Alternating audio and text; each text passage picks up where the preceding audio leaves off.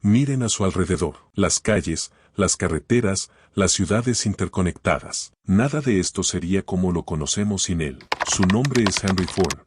No fue solo un inventor. Fue un arquitecto del siglo XX. Un hombre que, con una obsesión simple, redefinió el trabajo, el transporte y la propia estructura de la sociedad.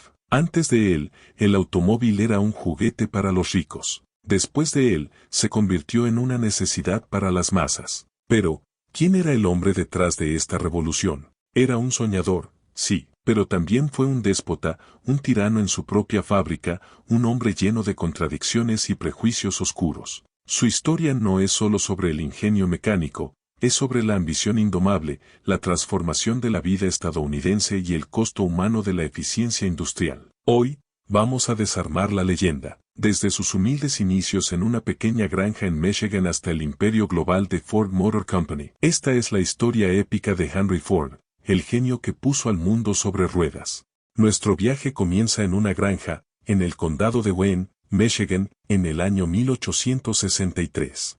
En pleno apogeo de la guerra civil, nació Henry. Ford era el mayor de los 6 hijos de sus padres. Su padre, William Ford, era un inmigrante irlandés que llegó a América huyendo de la hambruna de su país. Era un granjero respetable que esperaba firmemente que su hijo mayor, Henry, siguiera sus pasos, heredando y cuidando la tierra. Por otro lado, su madre, Mary Ledegar Ford, era hija de inmigrantes belgas que también se habían dedicado a la agricultura en Michigan. No era solo una ama de casa rural, era una mujer notablemente inteligente, culta y con una inclinación por la educación y la inventiva doméstica.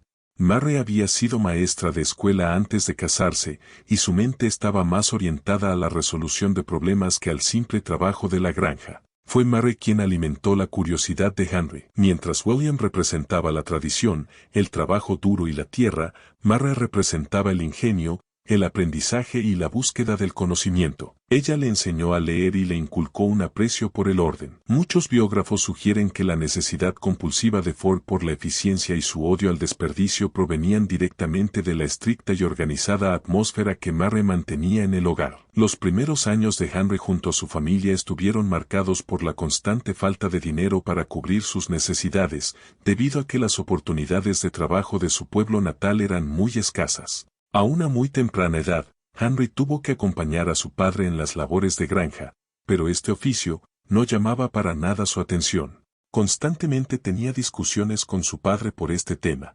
Por otro lado, en el ámbito estudiantil tampoco era un alumno destacado y nunca llegó a superar la secundaria. Mientras otros niños jugaban en los campos, Henry jugaba con tuercas, tornillos y engranajes. El ruido de los animales, el olor a heno, todo era secundario al clic-clac hipnótico de una máquina. Para él, la naturaleza era caótica, las máquinas, sin embargo, representaban orden, eficiencia y promesa.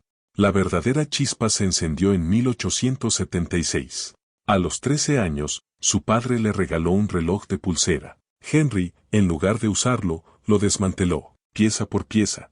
Pudo reensamblarlo y hacerlo funcionar. Poco después, ya era conocido en su vecindario como el doctor de los relojes. Reparaba los relojes y electrodomésticos de los vecinos, no por dinero, sino por el placer de entender cómo funcionaban.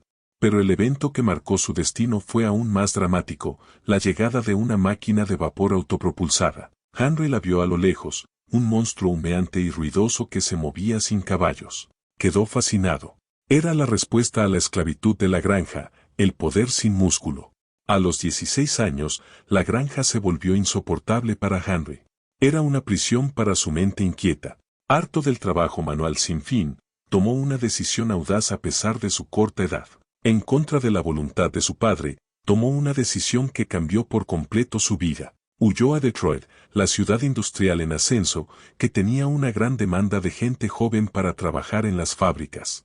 Sin experiencia formal, consiguió un trabajo como aprendiz de maquinista. Sus primeros días en aquella ciudad fueron brutales. Pasaba 10 horas moliendo, torneando y ajustando piezas de hierro por $2.50 a la semana, dinero que apenas le alcanzaba para comer y pagar una modesta habitación.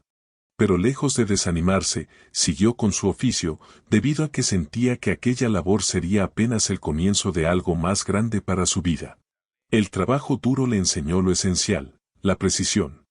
A una edad muy temprana, Henry comprendió que la diferencia entre una máquina que funcionaba y una que fallaba se reducía a una fracción de milímetro. Sin embargo, para subsistir, Henry tuvo que trabajar por la noche. En el sótano de un joyero, se ganó un dinero extra reparando relojes. Este doble esfuerzo demostró su determinación, pero su verdadera motivación nunca fue el dinero. Era la libertad que la máquina prometía. En 1888, tomó una pausa. Regresó brevemente a casa para tomarse un descanso. Al llegar de nuevo a la granja de su padre, observó que éste había comprado una máquina de vapor. En pocos días, Ford entendió el funcionamiento de aquel aparato y pronto pudo sacarle provecho a una nueva habilidad. Aquella vieja y ruidosa máquina de vapor se convirtió en la nueva obsesión de Henry, quien tiempo después empezó a reparar este medio de transporte a sus vecinos granjeros, logrando una gran popularidad en este ámbito. Gracias a su talento pudo conseguir un empleo estable con una empresa establecida en Nueva York que se dedicaba a reparar tractores por todo el territorio de Michigan. En el año 1885, Henry se casó con Clara Bryant, una mujer paciente e inteligente que se convertiría en su ancla emocional y su más fiel defensora. Clara no solo lo amaba, creía en su sueño loco de un vehículo sin caballos. William Ford, al ver que su hijo se había casado, decidió regalarle una parte de su tierra, pero como Henry no le gustaba el campo, decidió sacarle provecho a aquel regalo de otra manera. A finales del siglo XIX, Henry Ford se fue a vivir con su esposa en Detroit. En aquella época, en aquel territorio se estaban haciendo muy populares los motores de gasolina. Estos motores se estaban comenzando a producir en pequeñas cantidades pero tenían un gran potencial de crecimiento debido a que eran más eficientes y prácticos. Pero Henry para aquel momento, no conocía ni entendía acerca del funcionamiento de aquellos motores. Pero lejos de preocuparse por aquella situación, Henry vio en aquel momento una oportunidad de negocio. Se propuso volverse un experto en motores de combustión interna. Tiempo después Henry consiguió un trabajo estable en la compañía de iluminación de Detroit de Edison. Esta empresa se encargaba de generar energía para más de 1000 hogares en Detroit y era una de las compañías más grandes de la industria en aquella época. La energía se generaba gracias a una máquina de vapor, lo cual era una labor bastante sencilla para Henry. Su trabajo era estar pendiente de las posibles fallas de la máquina. Mientras la máquina funcionaba correctamente, Henry ya no debía hacer más nada. Gracias a ese tiempo libre con el que contaba, empezó a investigar un poco más acerca de la electricidad y los motores de combustión interna. Para el año 1893, llegó una noticia positiva para la vida de Henry. Junto a su esposa tuvieron a su único hijo varón, Asa O'Brien Ford, y tiempo después de esa maravillosa noticia, gracias a su esfuerzo y dedicación, Ford logró ascender rápidamente hasta el puesto de ingeniero jefe en aquella empresa de energía. Este trabajo no solo le dio un salario, sino acceso directo a la electricidad y a un hombre que cambiaría su vida. Para ese mismo año Henry estaba recibiendo un mejor salario y con el empuje y la tenacidad que había desarrollado desde que era un niño finalmente pudo crear su primer motor de gasolina. En 1896, después de años de trabajo nocturno, Henry finalmente completó su primer automóvil, el cuadriciclo. Era rudimentario, 4 ruedas de bicicleta, un manillar para dirigir y un motor de etanol de 4 caballos de fuerza. Lo notable no fue el vehículo en sí, debido a que ya en esa época existían modelos similares, sino la visión que lo impulsaba. Ford no pensó en el auto como un lujo, sino como una herramienta práctica. El cuadriciclo era un medio de transporte ligero, funcional y simple. Si bien este medio de transporte se alineaba con la visión de Ford de que los hombres dejaran de usar caballos, él mismo tenía algunas limitaciones. El cuadriciclo no podía dar marcha atrás y tampoco tenía la capacidad de frenar, además de esto se calentaba mucho cuando era utilizado por mucho tiempo. Insatisfecho con su primera creación, Henry se puso como objetivo hacerle ciertos ajustes para que tuviera un mejor funcionamiento. En el año 1899 Henry Ford presentó al mundo su segunda creación. Este era un coche más grande y cómodo de lo que era el cuadriciclo y rápidamente llamó la atención de muchos inversionistas que querían empezar a trabajar para que Henry hiciera más creaciones como esta. Fue así como nació una nueva empresa llamada Detroit Automobile Company. Pero lamentablemente para Henry, esta misma se declaró en bancarrota un año después. Ford tuvo grandes diferencias con los inversionistas ya que estos no estaban de acuerdo con la mayoría de sus ideas. Pero lejos de ver aquella situación como un fracaso, Henry se detuvo por un momento a analizar la situación que llevó a la quiebra a la empresa y pudo sacar algunas conclusiones que le permitieron llegar al éxito años más tarde. Uno de los principales problemas que tuvo aquella empresa era que las piezas con las que se fabricaban los autos no eran despachadas por el mismo proveedor, por lo cual, si algún proveedor se retrasaba con su entrega, la planta de producción se veía obligada a detener sus actividades. Henry Ford fue despedido de aquella empresa, pero aún así pudo fabricar algunos modelos como el de Delivery Wagon, pero los inversionistas de la compañía no se sentían satisfechos con Ford porque insistían en que se debía enfocar en producir coches aptos para transportar a varias personas. Luego de su despido, Ford siguió metido de lleno en el mundo de los automóviles, pero su credibilidad se había puesto en entredicho por su salida de aquella empresa. Pero él no se desanimó puesto que ya contaba con más experiencia y tenía contactos y proveedores. Para principios del siglo XX, estaban ganando popularidad los eventos de carreras de coches y Henry Ford puso su atención en ellos. Esta podía ser una oportunidad para entrar de nuevo en aquel competido mercado. En 1901, con un pequeño presupuesto, Ford fabricó un auto conocido como el Sweepstakes. Este coche tenía un motor de 2 cilindros opuestos y refrigerado por agua.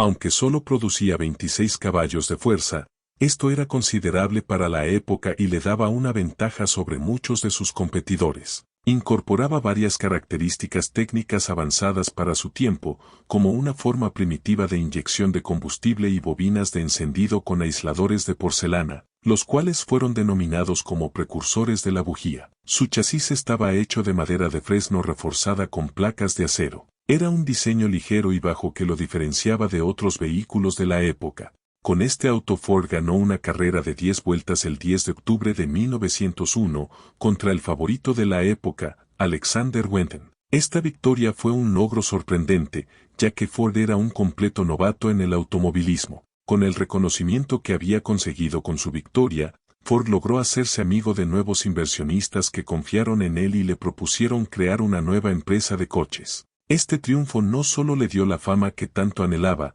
sino que además le abrió las puertas a inversionistas clave como Alexander Malcolmson, quienes, impresionados por la fiabilidad de su ingeniería en la pista, decidieron respaldar su tercera y definitiva empresa. Pero una vez más, las cosas no salieron bien y Ford tuvo algunas diferencias con sus socios que lo llevaron a alejarse de dicha compañía. Henry Ford, cansado de tener que rendirle cuentas a alguien más, Ford renunció justo antes de que los inversores contrataran al ingeniero Henry Martin Leland, quien usó las bases de esa misma empresa para crear la que hoy conocemos como la Cadillac Motor Company, dejando a Ford libre, pero más decidido que nunca, a fundar la Ford Motor Company en 1903, asegurándose esta vez de tener el control total. Desde ese día, algo cambió dentro de Henry, quien se prometió a sí mismo, de que nunca más volvería a aguantar malos tratos ni a recibir instrucciones de un jefe. Por supuesto, después de su ruptura con la empresa que se convertiría en Cadillac, Henry Ford no se rindió. Por el contrario, redobló su apuesta por la velocidad para recuperar la confianza del público y, sobre todo, la de los inversores. Fue en 1902 cuando se unió a Adam Cooper, un ciclista campeón que era conocido por su espíritu audaz y temerario. Juntos, se embarcaron en la misión de construir no uno, sino 2 vehículos de carrera gigantescos, puramente diseñados para romper récords. Bautizaron a uno de ellos como el 999 y al otro como la Flecha Amarilla. El Ford 999 era un monstruo. Tenía un motor enorme, una potencia brutal para la época, unos 80 caballos de fuerza, y carecía casi por completo de suspensión y de cualquier sistema de seguridad. Era esencialmente una bomba de velocidad sobre ruedas, pero cumplió su propósito. Según algunos testimonios, este nuevo coche de Ford logró alcanzar una velocidad máxima de poco más de 140 kilómetros por hora. El coche de Henry se hizo popular durante muchas jornadas de carreras de autos y según muchas personas, Para ese momento Ford ya era uno de los mejores diseñadores de autos de los Estados Unidos. Y así, en 1903, con el rugido del victorioso 999 todavía resonando en la prensa, Henry Ford estaba listo para su tercer y definitivo intento. La clave de este nuevo comienzo fue Alexander Young Malcolmson, un próspero comerciante de carbón de Detroit. Malcolmson no era un loco de las carreras, pero era un hombre de negocios astuto que vio el potencial de Ford en la pista y, sobre todo, en su visión obstinada de construir un coche para todos. Malcolmson aportó el grueso del capital necesario, y Ford, habiendo aprendido brutalmente de sus fracasos anteriores, se aseguró de ser el ingeniero jefe con control absoluto sobre la producción, la calidad y el diseño. Aunque al principio la compañía se llamó Ford & Malcolmson Limited, pronto rebautizada como Ford Motor Company, rodeado por otros 11 inversionistas, incluidos los hermanos Dodge, que inicialmente le suministrarían motores, Ford por fin tenía las manos libres y el dinero para hacer realidad su promesa, construir un vehículo simple, robusto y tan barato que cualquier obrero con un buen salario pudiera comprarlo. Era un reto complejo, pero Ford, ya con más experiencia y socios estratégicos, se trazó esa nueva meta. Con todos los recursos que tenía, Ford contrató a un grupo de obreros para materializar su propósito. En el primer año de Ford Motor Company, Ford no perdió el tiempo. Comenzó a producir el modelo A, un coche de 2 cilindros y 8 caballos de fuerza. Aunque no era tan revolucionario como el que vendría después, fue el primer automóvil que la compañía vendió exitosamente, usando las piezas de alta calidad que Malcolmson y los otros inversores demandaban, pero a un precio relativamente asequible. Sin embargo, Ford no se detuvo ahí. Su mente estaba en constante movimiento, buscando la eficiencia y la economía que obsesionaban al granjero que odiaba el desperdicio. Rápidamente vinieron otros diseños experimentales, utilizando letras del alfabeto para nombrarlos, el modelo N, que fue un éxito porque era liviano y más potente que sus predecesores, y que sirvió como el verdadero precursor del gran salto. Ford vio en cada diseño una oportunidad para fallar menos y simplificar más. Se dio cuenta de que el verdadero éxito no estaba en la complejidad, sino en la robustez que resistía el castigo de los caminos rurales. Su objetivo era radical, no quería construir un coche que compitiera en lujo, sino uno que fuera la herramienta definitiva. Imaginaba un automóvil que cualquier granjero con una llave inglesa pudiera reparar y cuyo motor fuera lo suficientemente potente para arar un campo. Esta implacable búsqueda de la sencillez y la fiabilidad culminó en 1908 con el diseño y lanzamiento del vehículo que, para Henry Ford, significaba la perfección de la ingeniería, el modelo T. Él mismo lo llamó cariñosamente Tenlezi, Lizzie de hojalata, y resumía su visión con una promesa audaz: construiré un auto para la gran multitud, tan bajo en precio que ningún hombre que haga un buen salario no pueda comprar. Este coche se diseñó con 3 principios innegociables: ser liviano, usando el nuevo y resistente acero vanadio, un hallazgo que triplicaba la resistencia del acero común; ser potente y, crucialmente, ser fácil de fabricar para que el precio pudiera ser lo más bajo posible. Ford no solo había diseñado un coche, había diseñado la economía que lo haría accesible para todos. La cadena de montaje era un triunfo de la eficiencia, pero una pesadilla humana. La monotonía de las tareas causó una rotación de personal masiva. Los trabajadores huían de la fábrica, porque en poco tiempo se aburrían de hacer siempre lo mismo. Para detener esta fuga, Ford tomó una decisión que conmocionó al mundo en 1914, duplicó el salario diario a $5 para cada trabajador. Esto fue más que una jugada de caridad, fue un golpe maestro económico. Estabilidad laboral, redujo la rotación a casi cero. Ahora eran más los trabajadores que querían ingresar a trabajar en la planta de Ford. Aumento de la producción, un trabajador bien pagado y estable producía más. Para nadie es un secreto que para mantener motivado a un empleado hay que retribuirle con un buen pago. Creación de clientes, sus propios trabajadores podían ahora permitirse el modelo T. Ford estaba creando la clase media que consumiría sus productos. Al hacer de este vehículo un bien accesible, Ford cambió la historia, ya que en aquella época las condiciones económicas no eran las mejores y adquirir un buen vehículo no estaba al alcance de cualquier persona, pero el salario de $5 vino con un precio. Ford introdujo el departamento de sociología o socio legal de la compañía. Este departamento inspeccionaba las vidas privadas de los empleados para asegurarse de que estuvieran viviendo de una manera aceptable. Si un trabajador bebía, jugaba o su esposa trabajaba fuera de casa, podía ser despedido. Ford había vendido la libertad del automóvil a sus clientes, pero exigía la conformidad total de sus empleados. Su obsesión por la eficiencia se extendió más allá de la fábrica, buscando controlar el alma de su fuerza laboral. Se había convertido en un déspota social en el corazón de su propio imperio. El éxito convirtió a Henry Ford en más que un empresario, lo convirtió en un icono cultural y político. La gente lo veía como un sabio, un hombre de pueblo que había triunfado contra el sistema. Ford fue un hombre de extremos, odiaba la deuda, detestaba a Wall Street y creía que la guerra era un desperdicio de vidas y recursos que podía evitarse si los hombres de negocios actuaban como pacificadores. Durante la Gran Depresión, se negó obstinadamente a bajar el precio de sus coches, despidió a miles de trabajadores y se resistió con fiereza a los sindicatos. Su obsesión por el control no tenía límites. Sin embargo, en su visión, él era el héroe. Se veía a sí mismo como un liberador, dando a la gente un medio de transporte asequible y un salario digno. Esta profunda contradicción entre su genio industrial y sus fracasos humanos es la clave para entender a Henry Ford. A finales de los años 20 y principios de los 30, Ford comenzó a perder el control creativo. El modelo T era un icono, pero también se estaba volviendo obsoleto. Sus competidores, especialmente General Motors, ofrecían colores, opciones de lujo y planes de financiación. Ford, fiel a su principio de cualquier color, siempre que sea negro, se quedó atrás. El mercado lo obligó a adaptarse. En 1927, después de producir 15 millones de modelos T, la compañía detuvo la producción y lanzó el modelo A, un coche más moderno. Fue un éxito, pero la época de la invencibilidad de Ford había terminado. Su influencia se desvaneció y en sus últimos años sufrió varios derrames cerebrales, volviéndose más errático y paranoico. El control real de la compañía pasó, de forma gradual, a su nieto, Henry Ford II.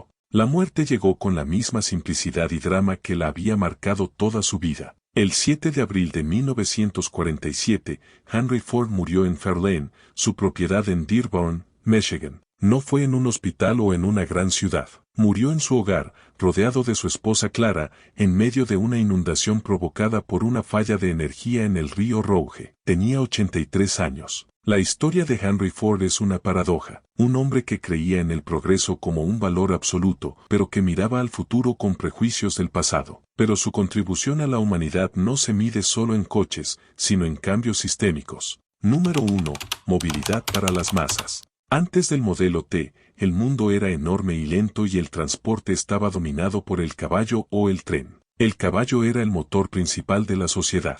Esto significaba calles llenas de estiércol, enfermedades y tráfico lento, limitando la distancia que una familia promedio podía recorrer diariamente. En el campo, las familias vivían en un aislamiento casi total. Las granjas dependían de la venta de cultivos o leche, pero llevar esos productos a un mercado distante de 20 o 30 kilómetros podía tomar un día entero en carruaje. Las visitas a médicos, escuelas o familiares lejanos eran raras y planificadas con días de antelación. En cuanto a los coches, existían algunos modelos, pero antes de la Ford Motor Company, eran un juguete exótico y costoso que podía llegar a costar el salario anual de un trabajador promedio. Gracias a Henry Ford, el auto fue un sueño hecho realidad para la mayoría de la población. A su vez, Ford rompió la monotonía y el aislamiento de la población campesina, haciendo que las distancias largas fueran fáciles y baratas en sus recorridos de trabajo para entregar sus cosechas y cultivos.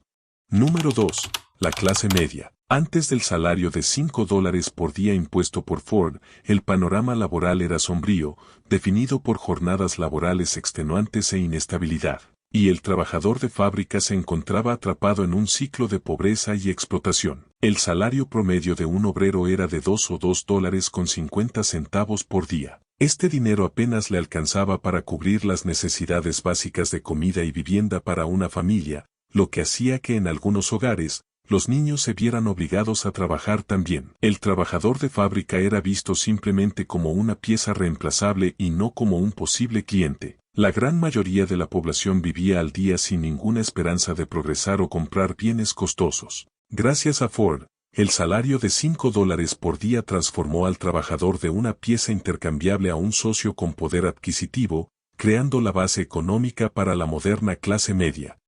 Número 3.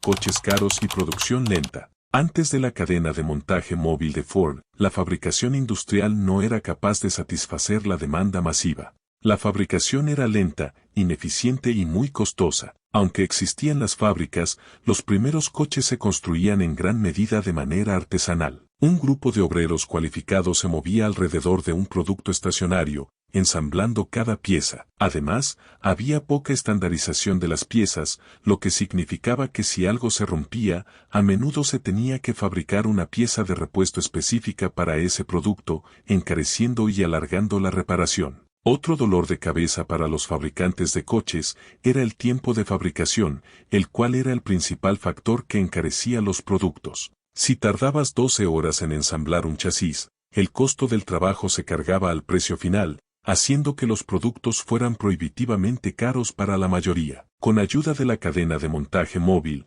Henry Ford cortó los tiempos de producción y, por lo tanto, el precio, haciendo que los coches fueran instantáneamente asequibles para el mercado masivo. Ford fue un hombre que, a pesar de sus defectos, cambió irreversiblemente la forma en que el mundo se mueve y trabaja. Su historia es la razón por la que exploramos estas vidas, para entender cómo un solo individuo puede mover montañas. Pero ahora la pregunta es para ti. ¿Crees que el impacto positivo de la producción en masa y el salario de $5 de Henry Ford justifica el hecho de seguir las vidas personales de sus trabajadores y su oposición a la creación de sindicatos? Déjanos tu opinión en la caja de comentarios. Si te ha gustado este video, te invito a suscribirte a nuestro canal para ver más contenido. Nos vemos en la próxima.